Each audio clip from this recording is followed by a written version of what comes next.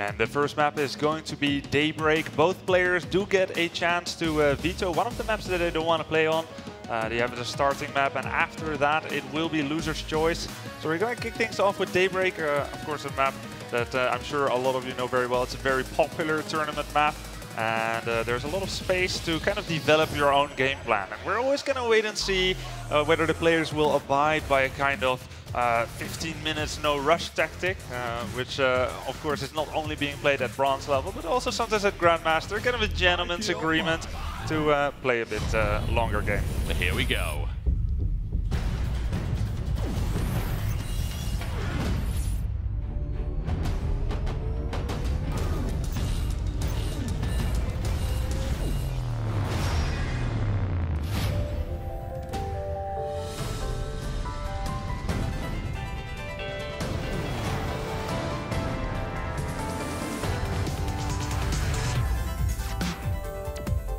Welcome to IPL 5 Daybreak. Here we are, ladies and gentlemen. Daybreak, our first map of the day. And our first Zerg contestant to grace the main stage on IPL Day 2. He is in the red trunks playing Zerg to the northeast of Daybreak. His name is... TSL Symbol.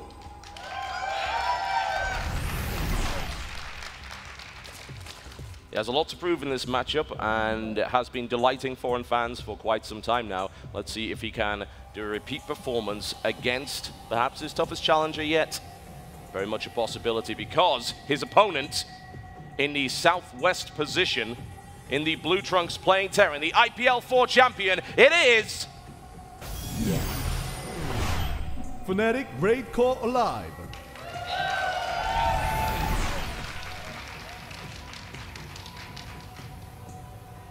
So it does look like aLive is going to open things up with a command center first, which of course does not mean that he won't necessarily rush for the first 15 minutes, but it kind of takes away that nuance, that just slight possibility that somewhere on the map are two secret proxy barracks. So it won't be any attack very early on for him. He wants to take that economic lead, and of course Symbol is no different, also opening up with a hatchery first.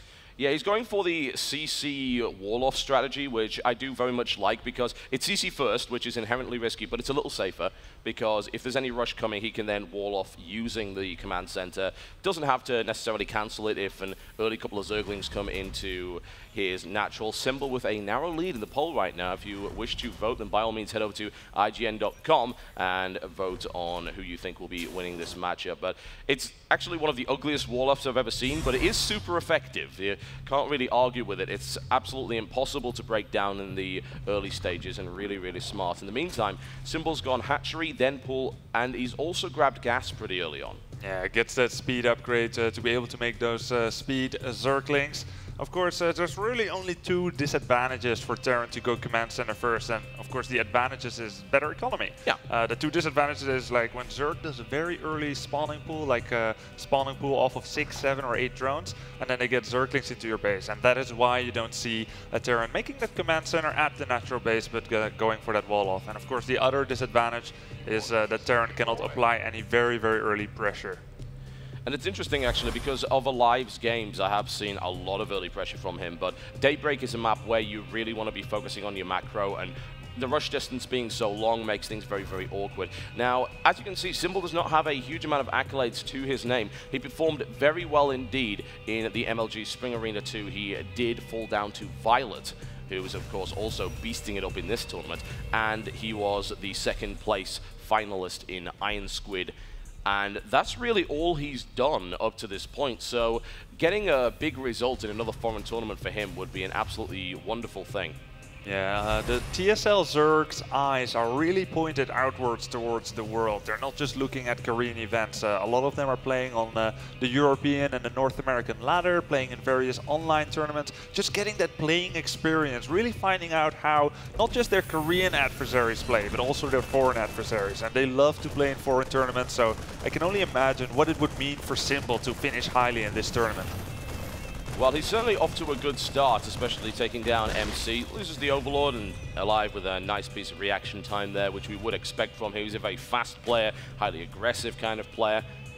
As you can see, a little bit more information about Symbol. And it's good. You should know as much as you possibly can about this guy, because myself and Apollo hyped him up so much during Iron Squid, saying this is the guy to watch, this is the Zerg to watch, and perhaps he's been eclipsed in the last couple of months by his teammate Hyun, but I would never ever underestimate him. He always pulls out some very interesting surprises. Now in the meantime, let's go and have a look at some tech. What we're seeing here appears to be Hellion Banshee. Pretty standard here from aLive, also with the bunker placement that every Terran seems to favor in this particular map as well. In the meantime, he's going to have to be going up against both Roach and Baneling. And Roach Baneling is, of course, fine against Hellion, but if you're doing that, you're delaying the notion of getting a lot of extra queens, you're delaying getting out Spore Crawlers and Evolution Chambers, and he is going to get aggressive here. There's no other reason why, and this actually looks like it very well could be just a Roach Baneling all-in. Yeah, definitely, John. It's very unusual for Zerg to have 4 or 3 gases this early on. Actually, he has only 2 gases, but because he started mining from that first gas so early, he's able to get the gas to make a whole bunch of Roaches. He will then follow it up with more Zerglings because they can catch up with that greater speed, and he will be making Banelings very close to aLive's base. So he is making drones behind this. He's not going to say it's either a win now or nothing. The Hellions will see the Roaches. So very important scouting information, which probably means that aLive is going to keep that Banshee at home. There we go. Going to try to go for an intersection course against the Roaches. And usually what you will see is that the Hellions either try to backstab the Zerglings and buy time that way, or just will go home and get repaired. So aLive, he already has that bunker finished. It's nice that he saw this early, but it's still a very dangerous attack. Designed to do damage and then transition to a normal game. Absolutely, and we'll see if he can actually make that work. He's already done indirect economic damage there. Interesting that he would pop the Banelings underneath the Banshee. No target fire going down on that right now. Roach is taking some significant damage. And at the moment, are we actually going to see those Banelings connect? Doesn't look like it. Good focus fires coming down here from aLive, but he's going for it. One Baneling's popped, there's another one remaining there. Can he actually make it count? It was reasonable, but not amazing. I have to wonder if this attack's done enough damage, killing 8 workers and delaying mining time for quite some time. And the indirect effect, meaning that this Hellion Banshee attack is actually going to hit a lot later because it was forced into a defensive posture and some of the Hellions were picked off. Yeah, but I think that was about as good as aLive wished that could possibly go. He's got double engineering bay, he's got triple command centers, soon to be orbitals, and he only lost about 8 SCVs. Yeah, 8 workers is not bad against a Roach Bane attack that early on. He defended that really well. And now it's his turn to come back with the Hellions and the Banshees. So Symbol had to make that Spore Crawler. He didn't have a whole lot of queens yet, and he also didn't have tier 2 yet. He's only about 80% with his lair. And most importantly of all, normally now we'd be seeing a 3rd hatchery already for Symbol, and that is not the case at that 3rd base.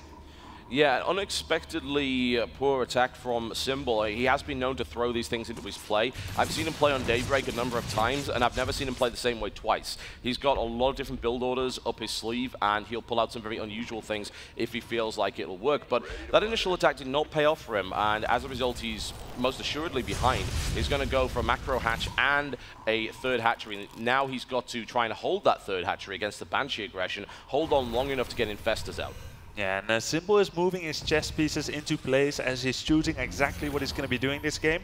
He will choose to research Burrow, which is of course very useful for queens when they're defending against harassment. They can burrow and save themselves. And he's also getting that speed upgrade for Banelings, as well as 1/1 upgrades and an infestation pit. In the meantime, what do we have from aLive? He's going for that heavy barracks play. Looks like we're going to be seeing Marine Tank coming from him. Nothing out of the ordinary there. His positioning is always very good indeed. So this should work out pretty well, especially now that the Zerg is expanded to 3 bases. He can successfully take this one at the front, and then once he's cleared up that, he can get another base behind that, and the siege tank line will help to protect it. Yeah, this is a very interesting development by in the way that Terrans have been playing this matchup, choosing to go for the somewhat more exposed build. But when you look at it, at the natural base, he has been able to make supply depots, walling off the 3rd location from the 2nd, so he can close off that avenue of attack, and then he can just rally all his units here to the middle and create that focal point where he tries to funnel the Zerg forces into his own defensive line. Attacking your own tank is not very good. He was actually just testing the integrity of the armor. It turns out that one had a manufacturing defect. Everything is hand tested here in aLive's army. It absolutely is. Unfortunately, it probably won't work out so well. I admire his customer service, but honestly, Symbol isn't really going to care so much for that. He's got 14 speed banelings now on the map and is looking to do some damage. And actually, after losing one tank, that's a pretty big deal. He would have had 2 tanks to protect that frontal base. He just gunned down one of his own tanks for no apparent reason. And now he's actually vulnerable to speed banelings, and there it is, the classic Symbol maneuver. Burrowed banelings on Daybreak, does this every single time against Terran, and it's usually very effective. Yeah, I'm really loving how early he's doing this. At the lead time mark, he already has 4 places with burrowed banelings. 3 banelings might be found by the Hellions. Yes, they are. They get burrowed, so it will cost 1 more scan for aLive. Nah, he's going to get sneaky. Why would he put a Hellion on top of it? The reason he did that, he targeted the Hellion in order to hit him with the splash AoE. It killed the Hellion, but he'd rather do that than actually trade a scan for it. He didn't get both banelings though, so that was a little bit unfortunate. Nice little trick, seen it every now and again. Usually not against banelings, usually against creep tumors. Hello, that's a good place to hit. The question is, does Symbol want to invest on that? It is only a few Hellions. Maybe he wants to save it for something more meaningful. And now we've got Lings and Roaches all over the map. A drop is looking to go around to the third. Banshee harassment has continued throughout this time. It hasn't really done a huge amount of damage, and that Banshee is going to be pushed away by the Queen. So things are starting to get really interesting. Tank count is lower than it should be at this stage. A nice little grab for the Infestors. He's going to drop down and get eliminated almost immediately. Does he want to spend that many fungals? Yes, he really, really does. Doesn't want that drop anywhere near him. Yeah, really nice side benefit there for Symbol, that he sees that Medivac movement with his burrowed banelings, unbeknownst to aLive, really. aLive hasn't upgraded 1 attack upgrade yet for his tanks. He will try to hit a 2-2 timing, however, though. And now we're going to see whether this is going to work out. Star Sense is tingling. aLive's having none of that. Absolutely not. Yeah, very useful scan. Only lost a handful of units there, probably about 3 or so. And now aLive has started to go for Marauders, identifying that his opponent is on just a ground-based army so far, so he can mix that in. I mean, it comes down to the fact that he's seeing a lot of Ling Baneling on the map. The chances are, if he's gone for Hive Tech, he's probably going Ultralisk, and that's absolutely fine against this Marine tank build. But since he's already putting Marauders into the mix, that makes things very interesting. I have to wonder if Symbol's going to identify the fact that Marauders are coming in and then do a quick tech switch into a situation where his opponent can't deal with it. We will find out shortly. In the meantime, we've got this siege up here and an attempt to break the way through, and 2-2 Lings do slaughter supply depots pretty well because of Shell is about to complete. No, Symbol, I don't think that's going to work out so well for you. This might, however. Nice surround, takes down the tank quite nicely before it can target fire down the Banelings and the Infestors. But there's a lot of Marines on the map here, and Ling Infestor is not going to be enough to beat this yet. Yeah, a number of SCVs have been killed, about 6 or so, but aLive has pulled the majority of it. Of course, Symbol, he's just buying time. His army looks so small, and aLive must know that there is this big tier 3 surge of units coming in, and his read was perfect, by the way.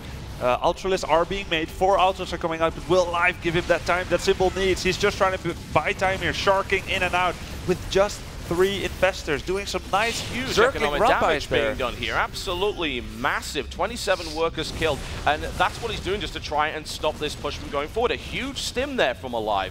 Ill-advised, didn't really get him all that far, and this entire area has been devastated. There's still a lot of Lings and a lot of Banelings on the map. There's going to be a huge amount of Banelings in a minute, and oh wow, that is really scary. That's 35 Banelings on the map. He's setting up a flanking maneuver here. He knows exactly where his opponent is. He could do huge damage on this ramp if he does it properly. And the Ultralists are out. The Ultralists are out. They're such a good tank. In come the Banelings. There's no way for aLive to maneuver out of this. There's no escape. There are so many Banelings, and the fungal is huge. Oh, aLive gets decimated by the sandwich there. Doesn't kill the entire army, but that is blunted to say the least. The question is, how much did he lose in the process? Does he have any units left? He actually has a few Ultras moving in, and the fungal goes in, and that looks like it's going to be the cleanup. No Marauders in that composition to help out, so those Ultras will do the job. Reinforcements coming in once again. We need to see more units coming in from Symbol, though. He invested a lot into defending that attack. The Ultras, especially with the tanks and the Marauders, is not going to be enough to defend against this, and aLive has to deal with a huge swell of Lings that are coming in his direction. 76 Zerglings were remaxed there, and they're going to be doing so good against the Marauders. Once again, by the way, in that fight against the 2 Ultralists, aLive shot one of his own units behind enemy lines. His micro is not quite what it should be here, and Symbol, he finished his crucial upgrades. The timing for aLive was magnificent, but just after he lost that fight, 3-3 upgrades finished for Symbol, as well as that extra armor upgrade for Ultralists. So they're super scary right now. They're 3-5. Certainly they are. A little bit of scouting going on right here with that Viking is going to spot really what he already knows. And the economic situation right now is perhaps the thing which interests me most. The amount of economic damage that was done was pretty significant. And I have to wonder if aLive's growth has now been stunted as a result of losing so many SCVs. He is on 3 bases right now with 46 SCVs. I mean, it's not a good number. Yeah, and he also didn't have that crucial 3-3 upgrade yet. He had his 200 supply army with 2-2 upgrades, lost a lot of SCVs, and was just hoping he could make it work. But now that that's not the case, it's going to get increasingly hard for him as 5 more Ultralists are on the way and joined the 2 already on the field. Some decent damage being done there to that hatchery. It's driven all of those mining drones away and done some damage as well. And this is a really smart play here by aLive. He knows that his Zerg opponent is spread out across the map. Now drops would be an effective way of playing economic catch-up, and maybe he can secure a 4th base behind that. More Ultralists and Banelings on the way, though. So this is going to be a little bit difficult here for aLive. Let's see some of that legendary stutter step. He doesn't need it. He's got the units for that. And that is not where you want to be dropping your Marines. That... I'm gonna give him a nickname after this. He's killing so many of his own units. He's going to be renamed Commissar aLive at this point. Get into the fight or you will be shot for cowardice. Yeah, Symbol's just drawing further and further ahead. His economy during all this has been very, very good. Yep. He's on 4 bases right now. It almost is getting to the point where aLive cannot just rely on making as much army as possible from these 3 bases. No, he really needs can't. to think about potentially taking a 4th base behind this, which does seem already quite on the late side. Yeah, it certainly does, actually. And I believe there's actually a borrowed Ling that's been there for like the past 20 minutes that hasn't been cleaned up and results in not being able to move out another command center. In fact, you know, he doesn't even seem to be building one. He's just pushing on 3 bases continually, but he's not really doing the damage necessary. And this Ultralist count is starting to get pretty scary. Ooh. Yeah, that's not going to work out. No, Symbol's all over drop defense right now.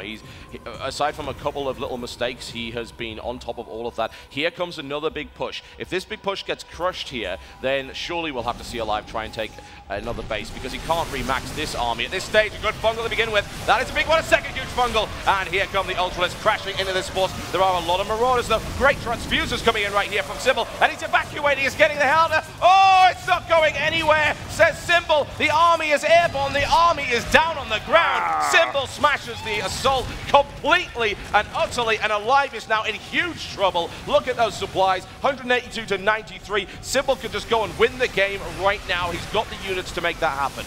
Yeah, that was about as massively destructive as possible. Even though aLive didn't have 3-3 yet, I don't think it would have really mattered. Most of the damage there was coming from massive amounts of damage like fungal growth, Baneling detonations, and of course those Ultralists. aLive picks up his orbital and is probably already thinking about the next game. Yeah, and as well he should be, honestly. Coming back from this position is very difficult indeed. The tanks will hold as much as they can, but he's not mining. He doesn't have any way to remax his army. Symbol is sitting still on 4 bases, and there is the GG! Ladies and gentlemen, Symbol takes the first in this best-of-3 series.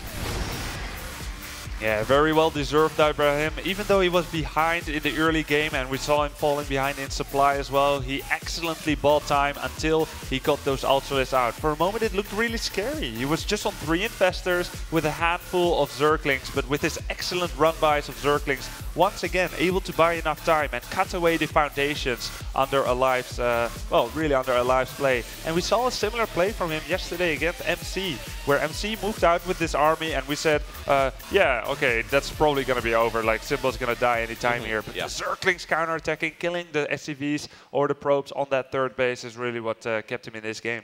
I tend to agree. Some excellent run-bys there, good harassment, and kind of classic Symbol on Daybreak there in terms of the TVZ matchup. Very impressive indeed. Well, aLive is going to be hard-pressed at this point to go forward. That's a lot of momentum that Symbol has. That was a convincing and crushing loss. Not what I would expect from aLive, honestly. He was known for being the guy who could just split in all possible circumstances, and yet, time after time, his army gets clumped up on Daybreak into a choke point and eats fungal growth, the Ultralists cleave, and Baneling detonations, which is the worst thing you want to be taking there. Not good at all. And of course, the worst thing for his morale of everything, if he even saw it, killing his own tank that early in the game. That was a confusing one, honestly. I'm not really sure what he was attempting to achieve by that. It's just a misclick, I have to assume. But he's not looking like the aLive that we saw in IPL 4, and this is a criticism that some people have leveled at him over the past few months, that he just hasn't been performing. Yeah, and as a player, you always get these periods every now and then. Pretty much no player is immune to that, where you're saying, like, I know how I used to play. Why isn't the feeling there? You try to find it back, and it's just so hard. And aLive seems to be in that kind of in that situation right now. He knows what he's capable of, but he's having some trouble bringing it to the table. And right now, he's thinking, all right, I just got to refocus myself, because that wasn't his best possible play, and he needs to try and bring that to the table if he wants to take this game. We've seen a lot better from aLive, certainly. And I would call it the champion's curse very much. You get this big win, and then suddenly you become the most spotlighted player in the world, and everyone tears your builds to pieces. What was successful for you then, 2 months down the line, ceases to be successful because the game has moved on from that point. And it's kind of your fault because you were too good. So everyone wants to kill you. Yeah. It's as simple as that. Yeah, definitely. That's true. And also, of course, there's always that risk that after you win a tournament, you're like, yeah, I'm the man. So you kind of stop practicing quite as much, or even if you do, you think maybe somehow you get overconfident. And you could also get hung up on the way that you used to play, because as a player who, if you want to be consistent for a very long time, you need to keep renewing yourself. It's an illusion to think that players who are consistently winning, for example, Hyun in the Fight Club, he's not just cruising by on this level that he has and says, yeah, I'm good enough to beat anyone that is being thrown at me. People that are consistent, in fact, it's kind of like ironic, because they are not consistent in the way they play. They are evolving, and that is why they are consistent. Absolutely, because, of course, StarCraft 2 is a game that continues to evolve. The metagame is continuing to shift. And this